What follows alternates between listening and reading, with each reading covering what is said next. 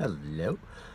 Yesterday I talked about college and is college for everybody and is it the right choice and should everybody go to college and should schools be fully college going.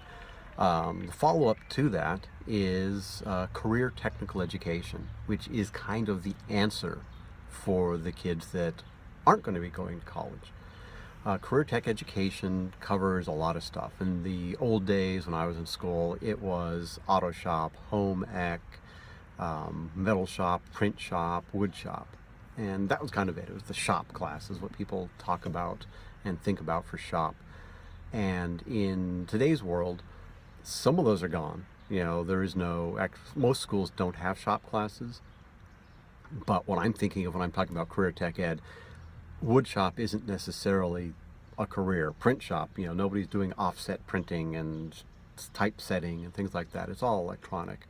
So the equivalent, the new ones of those, and some of the ones that are, that go way back, the auto shop is now very evolved because autos are computerized to a large degree. So you actually need to have computerized classes as well as engine rebuilding and brakes and the standard things that really haven't changed a whole lot.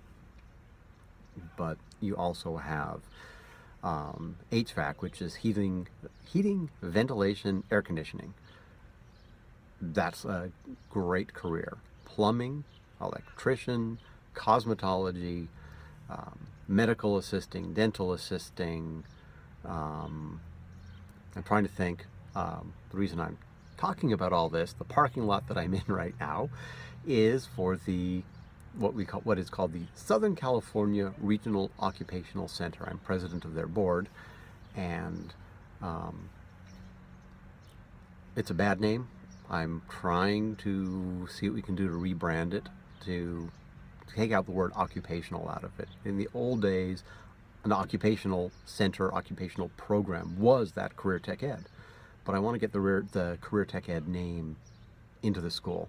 So it could be SoCal Career Tech Ed, SoCal Tech for Technical Education Center, something. Get something in there to get the idea that this is a little bit more modern. Some of the classes that we actually have Cisco security. We've got Microsoft Office Suite. We've got 3D computing. We've got video game design, architectural CAD drawing. So we're moving into that area, but I'm trying to get this school to really modernize. I'd like to get WordPress, web development, web design, Amazon Web Services, 3D printing, a bunch of other things. And so I'm trying to get the school to modernize and be thought of the place to go for people that want a career. They're looking for, it's like, hey, great, I want to learn skills that I can start making money with. And it's not just the manual labor type of skills. It's actual monetizable, marketable skills where they could either work for somebody or open up their own job company and be an independent contractor or go out for contracts and just get work. So that's been a lot of what I've been working for and working towards. Who knows? Maybe I'll be talking about my progress there. I've got a couple ideas. When I was in Sacramento, I talked to some lobbyists, and I plan to meet with some legislators as soon as possible now that the election's over and they can concentrate on other things and go from there. But for people that just college isn't the right fit, career tech ed is really a great way to go. If you're in high school and you're in one of our districts, these classes are free. So kids can come out of here as an apprentice electrician, apprentice plumber, apprentice HVAC. We've got welding classes, cosmetology. It's a 1,600-hour class, and that's kind of tough to do as a high school student, get all those hours in while you're in high school, but some kids have been able to do it. Once you graduate high school, you become an adult, and it's a fee-based class, but the fees really aren't too bad. So we have all those classes there, but the medical assisting, dental assisting, phlebotomy, dental front office, medical front office, back office, a lot of those skills. What kids do is if they want to be a nurse or they want to be a dentist or they want to be a doctor, they can take these classes and actually work in an office and find out, is this for me? And if it is, they've got some experience, and guess what? Maybe they can make some money by having a job while they are going to school and learning all these skills and getting their degrees, advanced degrees, whatever it is. So this place is free for high school students, very affordable for adults, and a great way for people to get that career tech education that is the path for people that might go to college or are not going to college. And so that is the answer. In your area where you are, I don't know what your options are. In California, there are 2 centers, and this is a center, which means it's a campus. You can be a student in any of the 6 school districts that feed into this campus, but we are our own campus, our own facility. We have our own teachers, our own superintendent, our own school board. All that is here. A lot of schools will have a program, an ROP, Regional Occupational Program, in which case it's all on your campus. So having the center is a little bit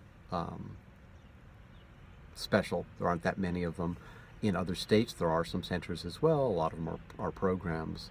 But if you're a high school student, look for it. If you're an adult, you're pretty much stuck with adult education classes and a lot of for-profit colleges, many of which have, like ITT Tech was the latest one to be shut down. But Corinthian, a few of the others have been shut down. And the reason they get shut down is because they're for-profit. Their revenue model is to get students to come there and get a federal student loan to pay for it, so they can cost whatever they want to cost, because all they're doing is they're bringing in people, getting them student loans and getting them through the system. And they're getting in trouble because they're making promises they can't keep about graduation rates, employment rates, things like that, or unqualified students that are then getting the loans that shouldn't have been getting the loans. And so the reason they get shut down is not that the federal government says, oh, you're shut down as a school. They say, you are no longer an authorized recipient of our federal student loans. And without those student loans, the companies are out of business. So what you want to look for is a non-profit school that isn't 100% dependent on these loans. Non-profit is the most important thing, because even if they do use the loans, they're a non-profit. They're not there just making money for themselves. If you find a for-profit one, do your research, look into them, look at their claims. It's hard to say exactly. I don't know which are the good ones and which ones aren't. But as an adult looking to change careers, get education, look at the adult education provided by schools, community colleges, that kind of thing, nonprofit career tech schools, and then finally the for-profit ones. If they guarantee you employment afterwards, that's great. But find out, it's like, well, what happens if I don't get employed? What does that guarantee mean? You're going to refund my tuition? What are you going to do? I think I've rambled on enough. I thought this would be a nice quick one today, but I've been going a while. So Brad Waller signing off. Nice warm 90-degree day.